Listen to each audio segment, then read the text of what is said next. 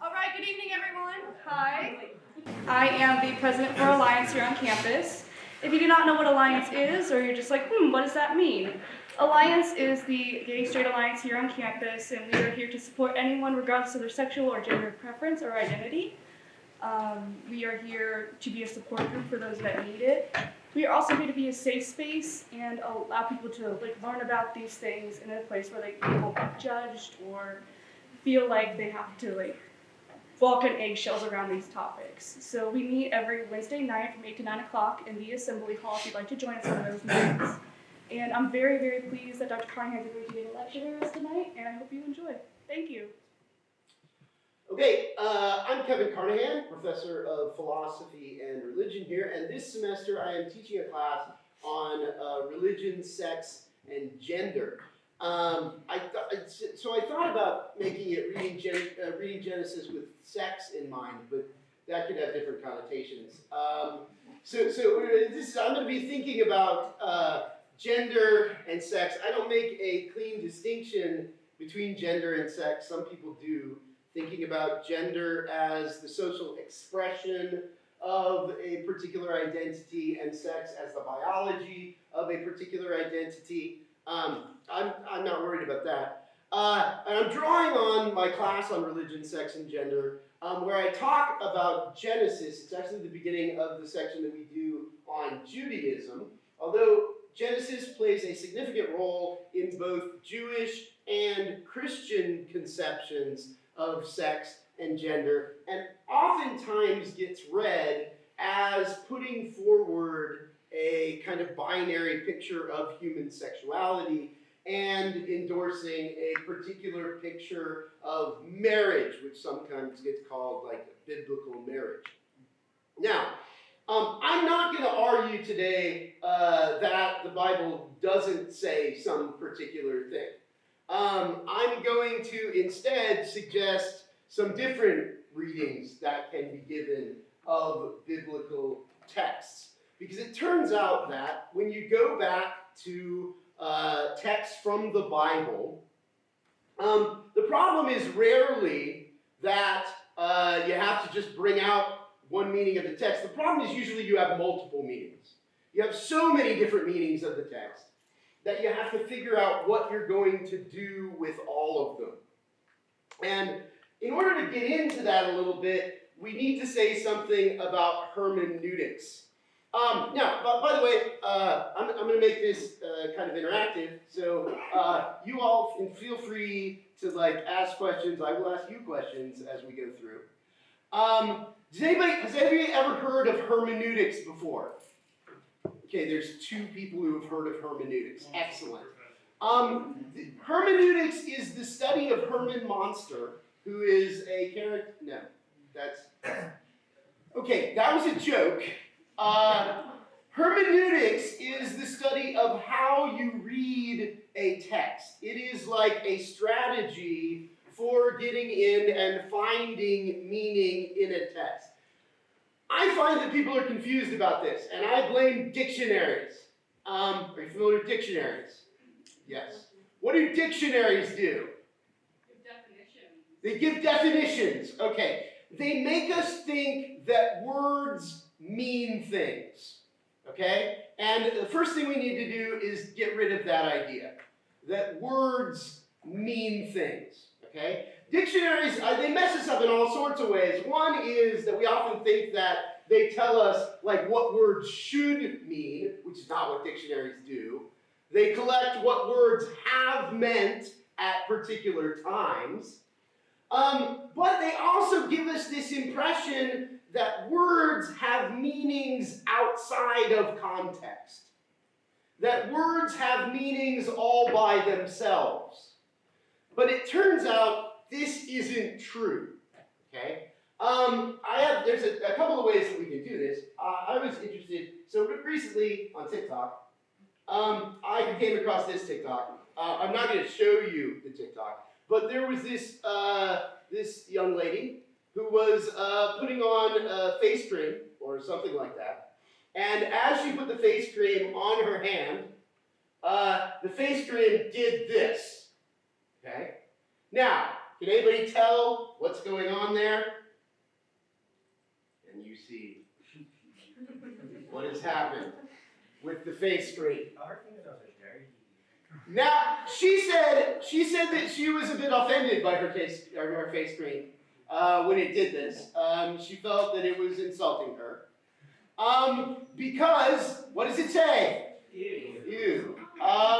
It says ew. Now, here's the question. Is that meaningful? Does that word have any meaning? Yes. Yes? Yes. If you give it meaning. If you give it meaning. Okay, now, here's the thing.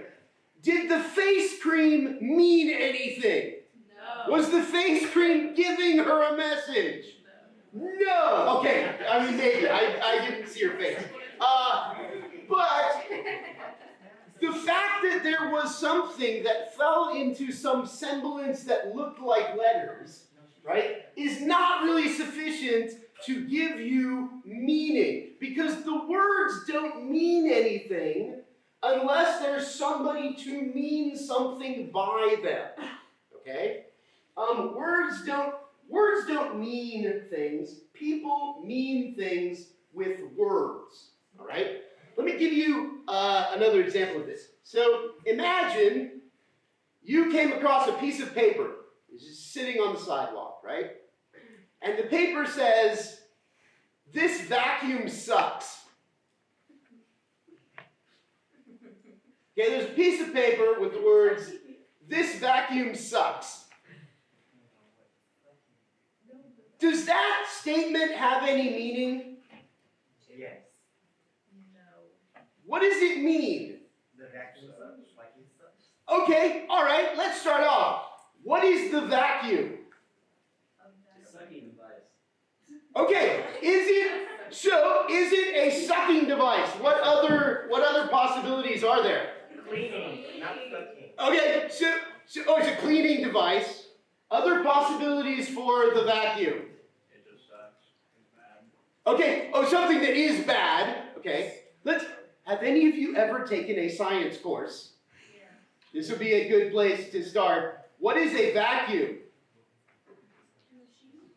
Yes, Kat. An absence. Okay, so like if you have a space where there is no content, do you know what we call that? Vacuum. A vacuum, right? Like in outer space, if you were just let outside of the space shuttle, you would then be shot out into a vacuum, okay? Right? Now, so do we know what the vacuum is when we read this piece of paper? No. Does the word vacuum then have any particular meaning by itself? Does it pick out any particular thing that it's talking about? No, because there's multiple different things it could be talking about. How about this vacuum sucks? What does it mean that this vacuum sucks? It's not specific. It doesn't say what it's sucking. Okay, good. What does it mean that the vacuum sucks? There are multiple possibilities here. What could it mean that the vacuum sucks? Doesn't work. Okay, it could mean it doesn't work. Okay, other things? It sucks up like dirt. Okay, it sucks up dirt. What else could it mean? What's that? A joke. Like A joke? Yeah. So it's just this vacuum sucks as a play on words? No, I guess a play. Okay, all right. How about what if something it's just this vacuum is ugly? Could it mean that? Right? This vacuum sucks. Okay? Now, no. There are multiple things. If we replace, right, the vacuum, we could be talking about a cleaning implement or a space vacuum, and we could be talking about it's not good at what it does, or we could be insulting it, or we could be, right? The words by themselves don't mean anything. Okay? And that's because what would you need to have these words mean something? Okay, you would need a context. You would need to figure out who was it that wrote this down on this piece of paper, right? Why did they write it down? And if it turns out that Professor Carnahan wrote it down on a piece of paper, he might have just been messing with you and it didn't mean anything the entire time, right? Because without a context, without an author, without a place that it said, the words don't mean anything, okay? Now, are you familiar with the Bible at all? You familiar? Have you ever heard of the Bible? Oh, yes. Excellent. Good. Now, this is going to be a problem because the Bible is a book, right? Or a collection of books that have a whole bunch of words. Now, oftentimes people think, oh, the Bible means something. What's the problem with that we've got so far in the lecture? It has no context. Okay. Who wrote it and when? Okay, unless you have an author, a context, someplace to put the words don't have meanings, right? So when you go and you read the text, you do this so automatically you don't think of it. You're always assuming a particular author, a particular context, and you're putting that up there. That is your assumption. So when you sit down and you read, and this is true not only of the Bible, but anything that you read, you're assuming a particular author in a particular context, writing some words so that they mean something, right? Does this make sense? Now, here's a problem. Who's the author of the Bible? Several people. Okay, all right. So one answer that you could come to this with is the Bible is several different books. There are several different people who wrote those books. So there's a whole bunch of different people. What would we need to know then to make the text meaningful? Context in which the authors live. Okay, we need to know where they live, when they live, what they were doing with the language, what's happening around them in order to figure out what the meaning is, right? This is one way that you could go. Does anybody have another account of who the author of the Bible is? There's another way that people often read the Bible. Most Christians say that the Bible is the word of Jesus or God. Okay, so another way you could do this is say, oh, the Bible is by God, right? So God's the author of the Bible. But then in order to work that out, you've got to figure out, in order to figure out the meaning of the Bible, you have to figure out who God is. That's the author of the Bible. Does that make sense? Because you're actually going to have God and who God is and what context God is writing in order to understand what the meaning of the words is. Right?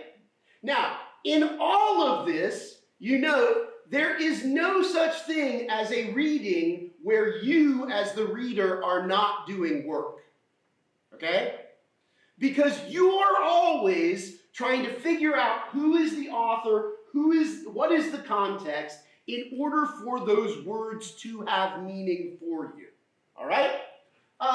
Some philosophers will go so far as to say that you do so much work that the author really doesn't make any difference at the end of the day, because you're the one projecting meaning.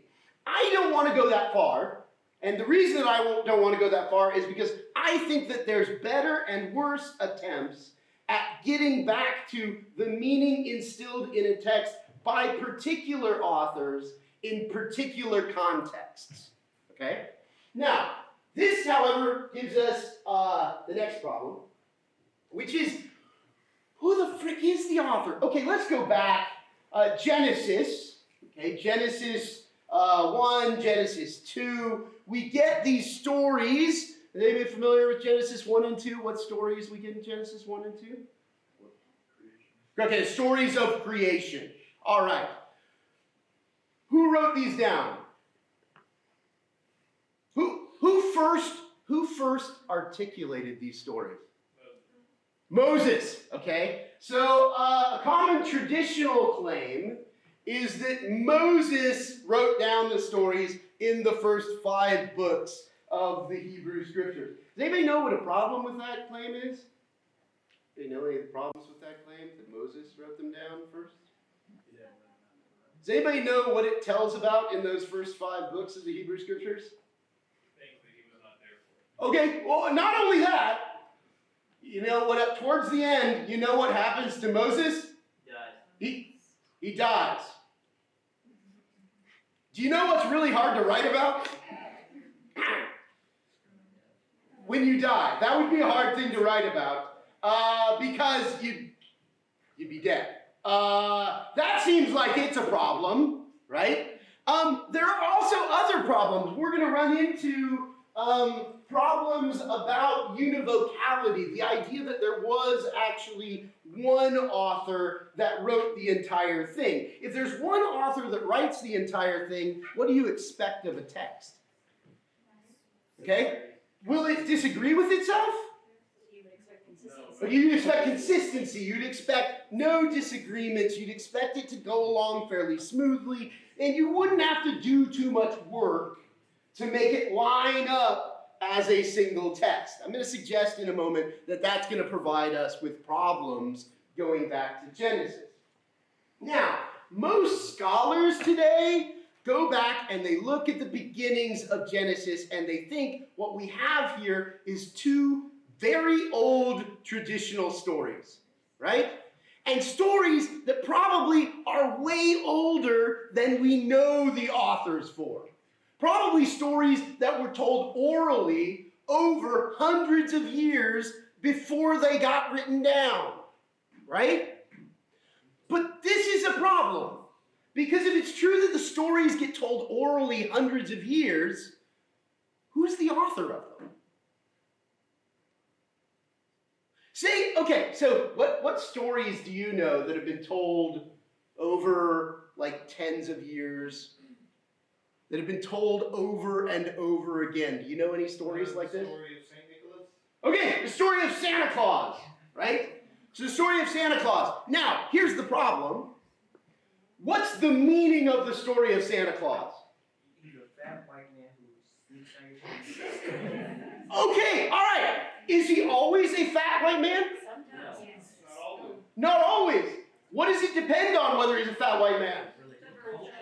Okay, it depends on who told the stories, right? What culture it was they told it. They'll have overlaps in the ways that they tell the stories, but there will also be differences, right? But the usual central theme is to be kind to To children. be kind to others, right? To do things that are good. Are you familiar with The Little Mermaid?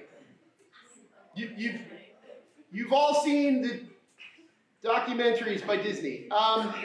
Okay, The Little Mermaid. You're aware that there are like two different movies of The Little Mermaid, right? Are you aware of the story that came before them? Do you know that there was a story that was told like way back when about The Little Mermaid? Does anybody know how that original story goes? Based off of sirens and ships or something like that. Okay, well, it's related to those. It was written in Denmark by Hans Christian Andersen. Does anybody know what happens to the Little Mermaid at the end of the first story? She dies. Yeah, no, it's not you. You should not chase after men. That's kind of the general. It'll get you in trouble, and then you'll die. And eventually, she floats up into the stars and like lives with the stars. Now, note Disney then retells the story. Why does it not tell that story? Because Disney's supposed to be for little kids. Okay, Disney's like for little kids, which means that you're going to use some of the stuff, right? But you're going to retell it so that it has a slightly different message. Okay, now just go between the two Little Mermaid movies. Are there any differences between the two Little Mermaid movies, the cartoon and the live action? Yes. Why are there differences? For one, we've been asking for a Black Mermaid. Okay, all right. I always wanted a Black Mermaid. Okay, what's happening is that when the people retell the story, they tell it a little bit differently. They tell it in a different context. They tell it to a different audience. Now, here's the thing. Even if I told you exactly the same story as somebody told 100 years ago, would it have exactly the same meaning today? No. So take this for instance. Like if you look at Robin Hood, you all are familiar with Robin Hood, yes, right? Robin Hood. Robin Hood does what? What does he do? Steal from the rich. Steals from the rich and gives to the poor. Is Robin Hood a good guy? Depends on, yeah, perspective. Okay, it depends on who you're telling the story to, right? But that's completely different today from what it would have sounded like if you'd gone back to the original people talking about Robin Hood, right? Because they lived in a feudal order where there were like kings and nobles and all the peasants were pissed off at them and they thought that it was unjust that they were taking their wealth, right? And so of course Robin Hood was unproblematic. This was great what Robin Hood was doing, right? Now you all live in a capitalist hellscape and so you have different perceptions about ownership and things like that. And we have absolute property rights. And so telling the story, even if you tell exactly the same story, it means something different the next time you tell it, right? Now here's the thing. If we look back at a story like Genesis, again, the problem's not going to be just figuring out what the meaning is. The problem's going to be we have so many meanings. Because probably this is a story that was told orally over a huge amount of time. Does it mean what any one of those oral people said it meant, right? Does it mean what the first person who wrote it down meant by the story? Is that what it means? Or, eventually, say Genesis 1 and 2. They probably existed as separate stories, but somebody put them together into a book, right? So, does it mean what the person who put them together meant when they read those stories? And then later on, you know that people like preach on this stuff. So not only do we have the original retellings of the story, but people retell the stories like every Sunday. Does it mean what those people take the stories to mean? Or we have whole communities of people that think of the story and have a particular meaning for it. So does it mean what those communities mean by it, right? Now, by the way, this is only getting into like the very beginnings of hermeneutics. I'm not even giving you the complicated stuff that you can get into where we start asking questions about the background culture and like reading the culture behind the text and all sorts of things like that. This is just fairly basic. What are we doing to get meaning out of the text? Now, I want to go into this a little bit in Genesis 1 and 2, and I want to point out some of the problems that we have with this, because, say, scholars who read it today often don't read it in the same frames that people have read it in the past. So some people here raise the issue like it was traditionally held that Moses wrote all of this, right? Well, that will give you a particular way of reading if you think that Moses is the author of these texts and put them all together. It'll give you a different approach if you think God is the author of the entire text and put it together. Either one of those will give you a presupposition about what's called univocality. The idea that there's one voice behind the text. There is one author in the background. Now, here's the thing. Most scholars today don't read it like that. And the reason that is because they tend to go back and try and find the earliest kind of historical context in which the story would have been told. Before it gets put together, before we have, maybe back just at the point that it gets written down, right? What do we find? And if you read Genesis 1 and Genesis 2 in this context, you'll end up with some problems, okay? This is a chart, you can find these all over the place, that gives some of the differences here. So for instance, in Genesis 1, it takes 6 days to create everything. Genesis 2, if you just read it on its own, it's basically a day. It happens on a day. The order that things are created in are different in the two, right? The names that God is called are different in the two. How God is pictured is different in the two, right? How humans look is different in the two. Now this brings us to our first major hermeneutic question, which is how are we going to read this, right? Are we going to read these two as one story? We can do that, it will require a lot more interpretive work. Because what we'll have to do is we'll have to take Genesis 2 and try and figure out how it would work with Genesis 1 and try and rebuild it. You can almost always do this if you want to do the interpretive work. But it's going to get you into a little bit of trouble. Now, I'm going to take them separately, okay? And I want to look at some particular texts. So, these are ones that have to do with gender in particular. Genesis 1, 26 through 28 is the story of the creation of humans in the text. Then God said, let us make humankind. By the way, the word humankind there, this is hard. The word is Adam. Adam is a word that can mean man, human beings, or it can be a proper name for a guy named Adam, right? Which is immediately going to make the whole thing more complicated. Let us make humankind, Adam, in our image, according to our likeness. Let them have dominion over the fish of the sea, over the birds of the air, over the cattle, over all the wild animals of the earth. You notice the animals have already been made before human beings in this. Right? And over every creeping thing that creeps upon the earth. So God created humankind in his image. In the image of God, he created them. Male and female, he created them. God blessed them, and God said to them, be fruitful and multiply, and fill the earth and subdue it, and have dominion over the fish of the sea, and over the birds of the air, and over every living thing that moves upon the earth. All right, let me ask you some basic questions. How many people did God create in this verse?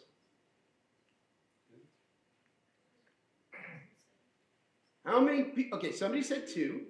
It's unspecified. Yeah, it just says them. It just says them. Does it say 2? Okay, why would you think it's 2?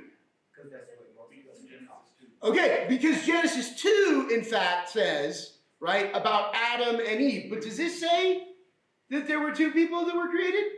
No, it doesn't. It just says, God created humankind in his image, right?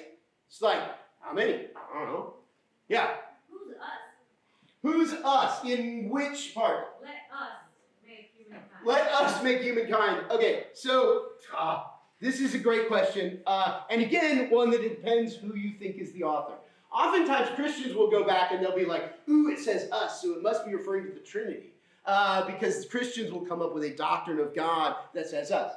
Most historical scholars go back and they say, okay, this is before we've narrowed things down entirely to monotheism in the way that we usually think about it. So there's a whole bunch of steps in the Hebrew scriptures between a kind of henotheism, that there's like one God, but there's lots of gods. And the possibility of God having like advisors that are angels that hang out. So if anybody's familiar with the book of Job, there's like a panel of advisors that God has. So it's probably in historical context, if we're looking for the historical critical meaning of the text, it probably goes back to that, the idea that there's a kind of panel that's involved at some point. Some interpreters will say it's the royal we. I'm not big on that either. Okay, now, let's try another thing. Who is created in God's image?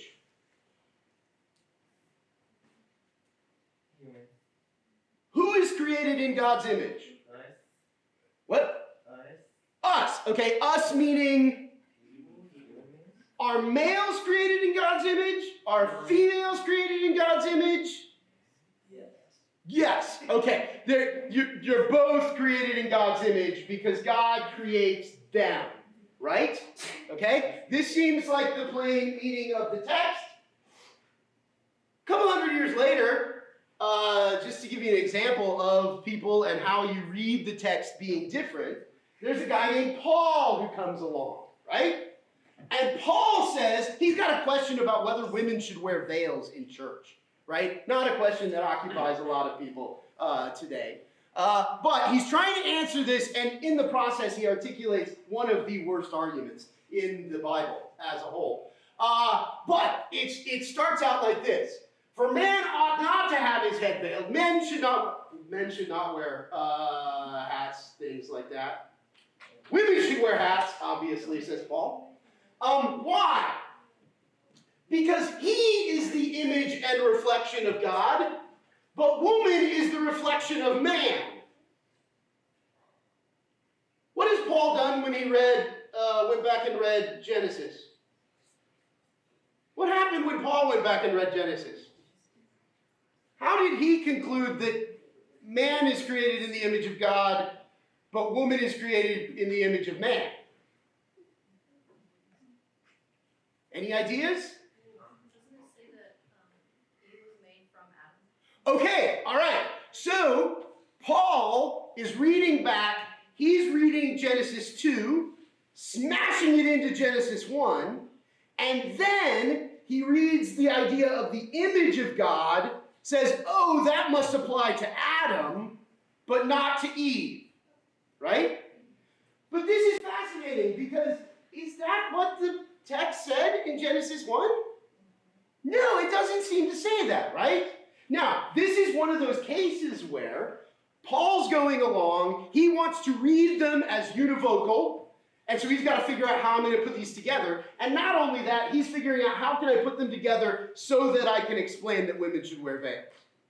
Because other places, Paul doesn't do this.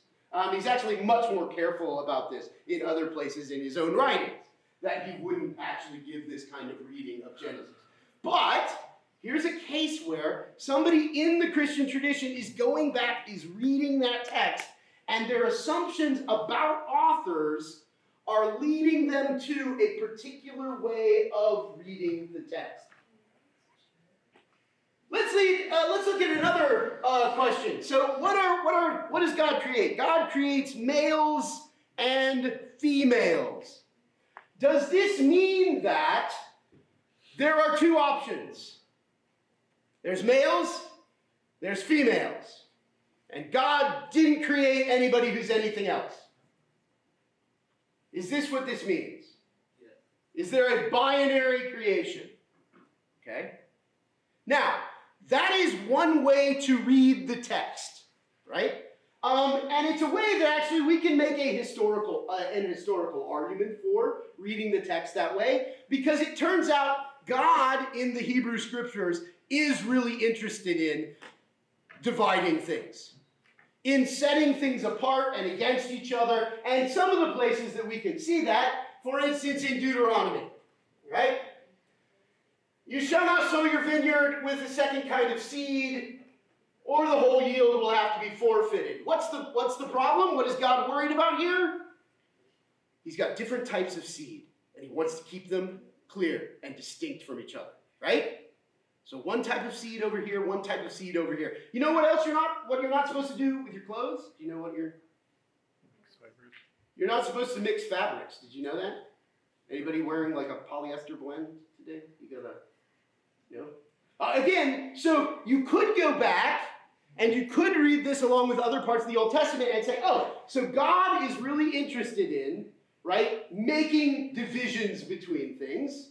So when it says God created male and female, God's laying out two options, and those are the only options.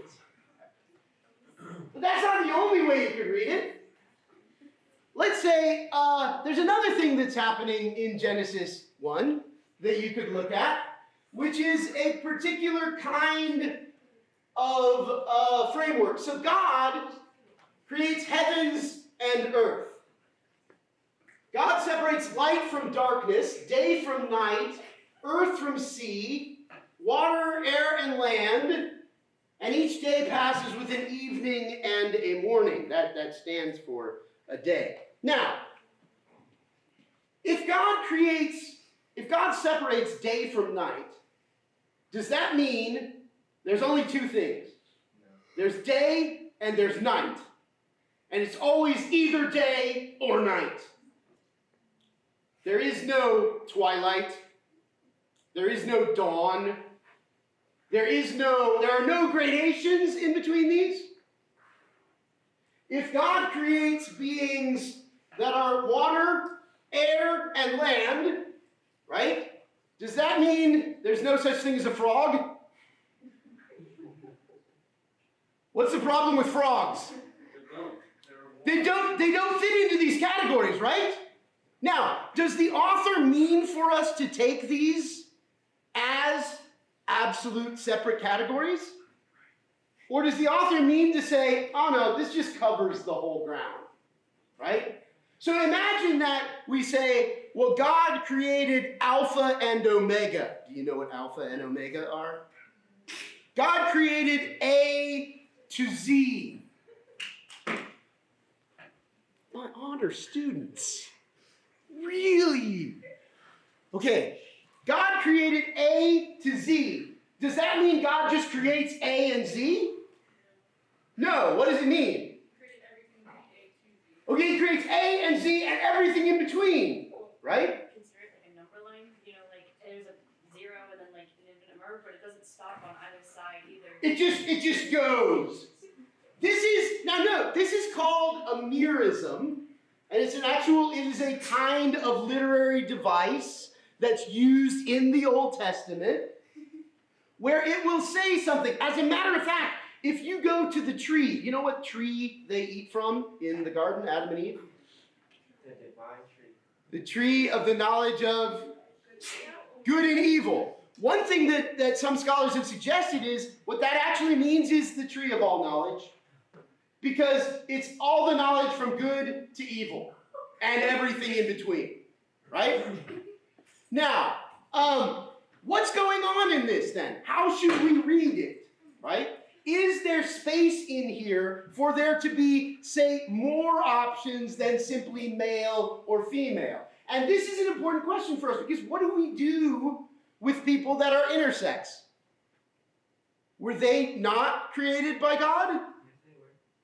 How do you make sense of that if there's only male and female, right? They kind of fall out of the picture. They're like frogs.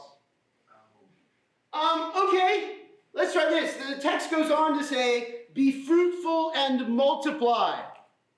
Right? Be fruitful and multiply. What does this suggest? Who can be fruitful and multiply? Who should be fruitful and multiply? People? All people? All people. Is this a command from God? Do you have to go have children? No. Is this an order from God for you No. to go and have children? No? Because why is there like gay people and lesbians? Like, Okay, all right. We don't even have to go there. but like, How many of you you're all planning on getting married and having children? How many of you plan on getting married and having children? How many of you don't plan on getting married and having children? Or don't have any particular... Okay, if you don't plan on getting married and having children, are you failing in keeping the command of God? That's not what I mean, though. No? Yes? No. Now this is interesting because actually there are, again, multiple readings here. In Judaism, it is held that there is a mitzvah, a law, that requires that you go forth and reproduce. Okay? In Judaism, this is a mitzvah. However, even in Judaism, they don't usually cite this verse in order to make it a law. So if you look in the Talmud, you find, isn't there a mitzvah of procreation which is stated with regard to the descendants of Noah? And there they quote from another place in Genesis that you should be fruitful and multiply. And it was repeated at Sinai. But then they conclude the law doesn't apply to the descendants of Noah. It only applies to the Jewish people. Right? So here, some interpreters of the Old Testament have said, okay, yeah, there is a law, but that's not it. Now, how do they interpret this? A widow is married on Thursday and engages in intercourse on Friday, since the blessing of procreation was stated to man on the 6th day of creation. In Judaism, they don't interpret that first statement that you should go out and have children as a law. They interpret it as a blessing. They say, oh no, God was blessing people with the ability to do this, but he wasn't ordering them to do it, right? Christians, and one of the reasons that maybe you have fewer problems with this, is that there's a fairly good example of somebody in Christianity who did not follow this mitzvah. If this is a rule from God, there's an important person who didn't go along with it. Anybody know who that is? Jesus! Okay, so if the law was, you need to go out and have children, right? Jesus didn't follow that law. And this shapes a lot of Christianity. As a matter of fact, Jesus advises his followers, right? He says, I say to you, whoever divorces his wife except for unchastity and marries another commits adultery. And his disciples said to him, if that's the case, right, isn't it better not to get married? And Jesus says this to them. He says, not everyone can accept this teaching, but only those to whom it is given. For there are eunuchs who have been so from birth, and there are eunuchs who have been made eunuchs by others, and there are eunuchs who have made themselves eunuchs for the sake of the kingdom of heaven. Right? This is a fascinating thing. Right? Because Jesus is suggesting that his followers should become eunuchs for the kingdom of heaven. Do you know what a eunuch is? Oh, more than snip. No, it's more like chop chop. Oh, like a neuter. Oh yeah, okay, good. Right? A eunuch, right, usually has either the penis or the testicles or both removed. Okay? Now, what's interesting about, there's multiple things that are interesting about this. Number one, Jesus says there are some people who have been eunuchs from birth. What does that mean? Like they were born without a pee and. Okay, all right.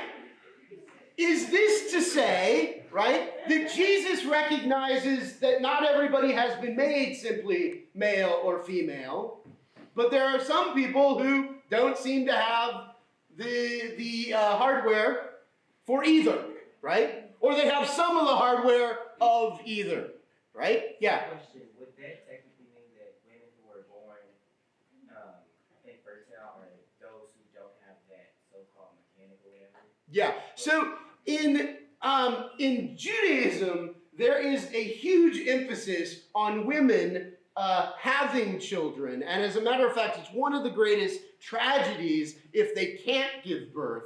And repeatedly, there are miracles, right, to bring about women having birth. So this would be a problem in Judaism. Yeah, go ahead. Okay, so my other question is, Yeah. when most religions say a woman can give birth, what do you call an individual whose anatomy, quote unquote anatomy, is genetically a woman, however, she does not have the capacity to carry a child or have a baby? Is Right. it still labeled as a woman or not? Yeah, this is, okay, so in the Talmud, they actually have a category that is called the androgynous, which is taken from the Greek. That is a person that appears not to be either male or female, and they come up with a separate set of laws for the androgynous that overlaps partially with males and partially with females, and partially has their own laws that they have to follow, right? So in some cases, at least later on in the Jewish tradition, we know that they developed other categories other than simply male and female in the Talmud. So they do figure that out. As a matter of fact, there's a couple other categories that you might also fall into, some of which we don't entirely understand today because they don't match up with modern science. Yeah, I could go into that further, but I'll stop for right now. Okay, so he notes, right, there are some who have been eunuchs for birth, which suggests there's some people that don't exactly fit into the category. There are some who have been made eunuchs by others, right? That's actually fairly common in the society.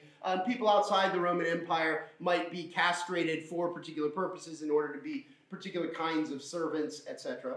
Right? But he says, then there are some who made themselves eunuchs for the sake of the kingdom. Now, what's Jesus suggesting that people do? Is he actually suggesting that people cut off their genitals? Is that? Okay, most scholars today don't think that he's suggesting that literally. They think that he just means you shouldn't get married. Okay? So you shouldn't use your genitals in that way. However, in early Christianity, building off of this, there are some early Christian teachers who actually do apparently castrate themselves. In order to avoid the temptation of sex, the account is there's a guy named Origen, who's a very significant early Christian teacher, who, according to tradition, actually did this to himself. And as Christianity develops, right, there are places for eunuchs in Christian society that didn't exist in Roman society, because in Roman society, to be a eunuch was almost entirely negative. Whereas Christianity, Jesus actually used as a metaphor for what it's like to be saintly at some times. Did you have a question? So if, I'm trying to think how to say it. So if it's not, he literally means for us to castrate ourselves, then is there a possibility that he doesn't literally mean that people were born that way from birth? Because I've heard many interpretations of this where this isn't a literal statement based on castration. I've heard an interpretation, this is all spiritual. Each one has a different spiritual meaning depending on who you ask. Because Jesus spoke a lot in parables too, and like there in Matthew chapter 5, when he tells us to cast out or gouge out our eyes and cut off our hands if we're lusting. Yeah. You know. Yeah. So what I would say is that most historical scholars believe that the way that he describes things from the beginning makes sense in his own historical context. So when he says, for instance, that there are people who have become eunuchs because of others, that fits a particular sociological context in the Roman Empire that would make sense to people that he's talking to, not just as a kind of metaphorical thing, but as an actual literal situation. I also note that, as I've said, the Jewish tradition actually does develop accounts of other people, and it's not like ancient people didn't know about intersex people, right? I mean, there were intersex people in the ancient world. They did have knowledge of these. As a matter of fact, there's a whole set of stories in the medical tradition in Rome that develops out of this whole theories of what different sexes there are. So in the Hippocratic tradition, for instance, there are like 6 different options depending on where you landed in the womb, that you could actually come out with different kinds of conditions and different kinds of genders. So in the ancient world, they were familiar with like intersex. This isn't something that would have to be a kind of metaphor or anything like that. It can be a pretty straightforward literal claim about this. Yeah. Okay? All right. Now, what I've been doing here is just some very preliminary stuff with the text of Genesis to show you that the problem here isn't so much that there's one clear meaning, right, that everybody agrees to, but it's that there's a whole bunch of different meanings that build up over time, and even as we go back to try and figure out what might be the original meaning in its historical context, there are going to be arguments about what that context is, what that context was, what they were trying to do with the text, right? This means that interpreting the Bible is a lot of work, okay? It's a lot of work, and at the end of the day, it always involves us trying to figure out what the text is and what it was doing. We always have to imagine an author, imagine a context in which it was stated, and then try and figure out the meaning of the words in that context. This is a never-ending process. Today, we have scholars who spend their entire lives trying to go back and find more and more information about the context and the history and the authors and all of that information, right? But we're never done with it. And in the process, we'll always have other people who are reading it from other perspectives, okay? So part of the problem with the Bible is that there's so many meanings available to you. There's so many possibilities for making sense out of the text that at the very least, I would encourage you to slow down any time that somebody tells you, oh, you know what the Bible says about that. To think about, what is it that's happening there? What are they assuming about the author? What are they assuming about the context? And maybe we should go back and read it again and try and come at it from a different perspective. So, that's what I wanted to say to you this evening. Are there any questions that you have? Beyond that. Most of the questions I had were answered in future. Yeah. Cass and I, we've had time in class for this. Any other questions? No. All right. Thank you all very much for attending.